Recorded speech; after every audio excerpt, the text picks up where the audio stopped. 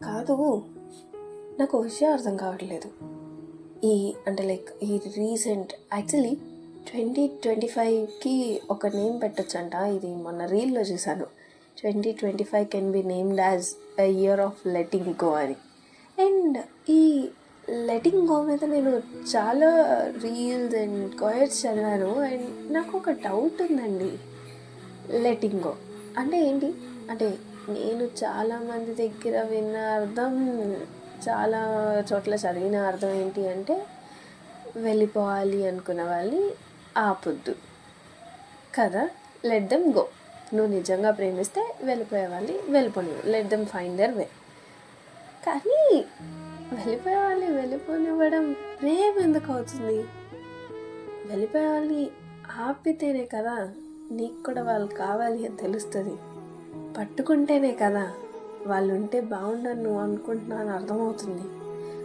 అలా కాదని let it go ఏంటి అంటే అంటే చిన్నప్పుడు అమ్మ నాన్న ఏమన్నా అంటే బ్యాగ్ సర్దేసుకొని ఇంట్లో నుంచి ఎక్కడికన్నా వెళ్ళిపోవాలి అనుకునే వాళ్ళం, గుర్తుందా?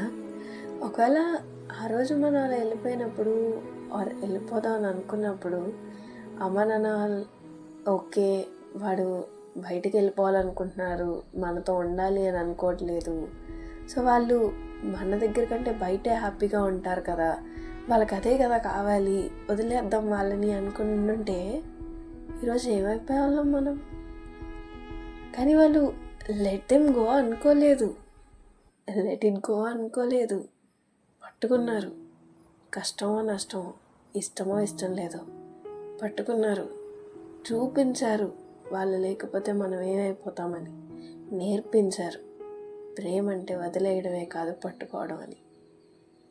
అండ్ అండ్ నేను మీకు అంటే మీ దగ్గర ఉండడానికి ఇష్టపడని వాళ్ళని బలవంతంగా మీతో ఉంచుకోండి అని చెప్పట్లేదు, కానీ లెట్ ఇట్ గో అన్నది అంత మంచి ఫిలాసఫీ కాదని నా అభిప్రాయం అండి.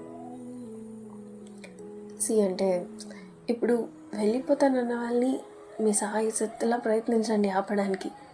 కుదిరితే కూర్చోబెట్టేసి మీ ప్రేమ మొత్తం చూపించేసేయండి. ఇంకా మీకు లెట్ ఇట్ గో అనే ఆప్షన్ వాడాలి అనుకుంటే ఇంకా ఒక ఫైనల్ స్టేజ్ ఉంటుంది చూసారా, అంటే ఇంకా అవతల మనిషి తనని మీ నుంచి లైక్ ఏంటంటే ఇంకా పచ్చిగా చెప్పాలంటే మీ నుంచి తప్పించుకోవడానికి దిగజారిపోతున్నాడు, ఇంకా ఇంకా ఏ స్టేజ్ కన్నా తను వెళ్ళిపోవడానికి రెడీ అయిపోతున్నాడు అని ఒక స్టేట్ ఉంటుంది కదా, తను ఆ స్టేట్కి వచ్చేస్తున్నారు, వాళ్ళు అవతల వాళ్ళు మన నుంచి పారిపో